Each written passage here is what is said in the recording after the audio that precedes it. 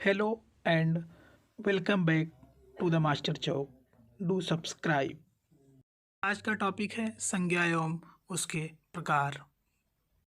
हिंदी व्याकरण में जब हम संज्ञा शब्द की बात करते हैं तो संज्ञा शब्द सम, उपसर्ग और ज्ञा धातु के सम्मिलन से बनता है।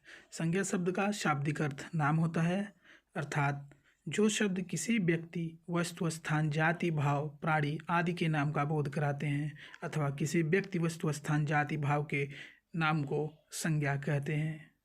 आइए अब हम संज्ञा के भेद की बात करते हैं।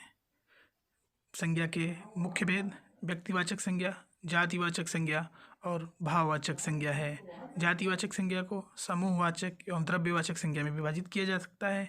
व्यक्तिवाचक संज्ञा जो शब्द किसी विशेष व्यक्ति, वस्तु, स्थान, प्राणी के नाम का बोध कराते हैं उसे हम व्यक्तिवाचक संज्ञा कहते हैं। इसका प्रयोग एक वचन में होता है, जैसे राम, श्याम, गीता, भारत, जापान, चीन, गंगा, यमुना, रामायण, महाभारत।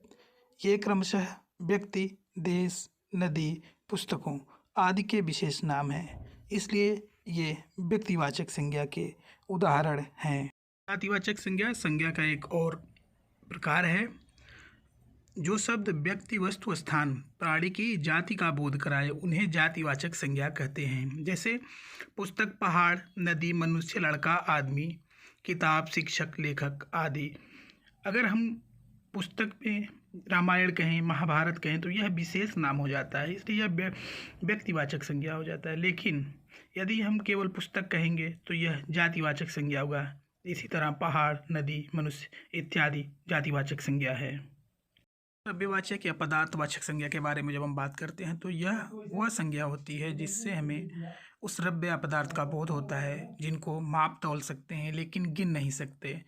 जैसे लोहा, सोना, दूध, पानी, तेल इत्यादि, इनको हम केवल माप सकते हैं, इनको गिन नहीं सकते हैं। समूहवाचक संज्ञा जिस संज्ञा से वस्तुएं एवं प्राणियों के समूह का बोध होता है उसे हम समूहवाचक संज्ञा कहते हैं। जैसे परिवार, संघ, सेना ये व्यक्तियों का समूह है। गुच्छा, ढेर, श्रृंखला ये वस्तुओं का समूह है। भाववाचक संज्ञा इस संज्ञा से भाव का बोध होता है, अर्थात वह नाम जो किसी भाव, दशा, धर्म, गुण या कार्य का बोध कराए उसे हम भाववाचक संज्ञा कहते हैं। जैसे स्नेह, घृणा, पाप, लज्जा इत्यादि आदि ऐसे नाम हैं जिनसे भाव का बोध होता है, अर्थात ये भाववाचक संज्ञा है।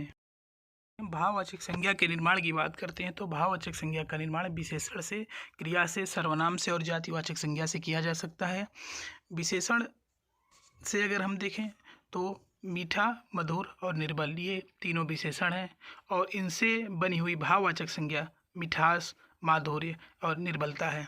वहीं यदि हम क्रिया से देखें तो क्रिया वह शब्द हो जाए जिससे कार्य के करने का बोध होता है। अगर खेलना और पढ़ना ये दोनों क्रिया है, इन दोनों से, खेलना से खेल और पढ़ना से पढ़ाई के भाव का बोध होता है, अर्थात खेल और पढ़ाई भाववाचक संज्ञा है। यदि हम सर्वनाम से देखें तो अपना से अपनत्व का भाव आता है, पराया से परायेपन का भाव आता है, यह दोनों भाववाचक संज्ञा है। वहीं अगर जातिवाचक संज्ञा से देखें तो मित्र से मित्रता का भाव आता है, वहीं मनुष्य से मनुष्यता का भाव आता है। इस तरह मित्रता और मनुष्यता भाववाचक संज्ञा है। अगर आपको वीडियो पसंद आया हो तो चैनल को सब्सक्राइब करें। धन्यवाद।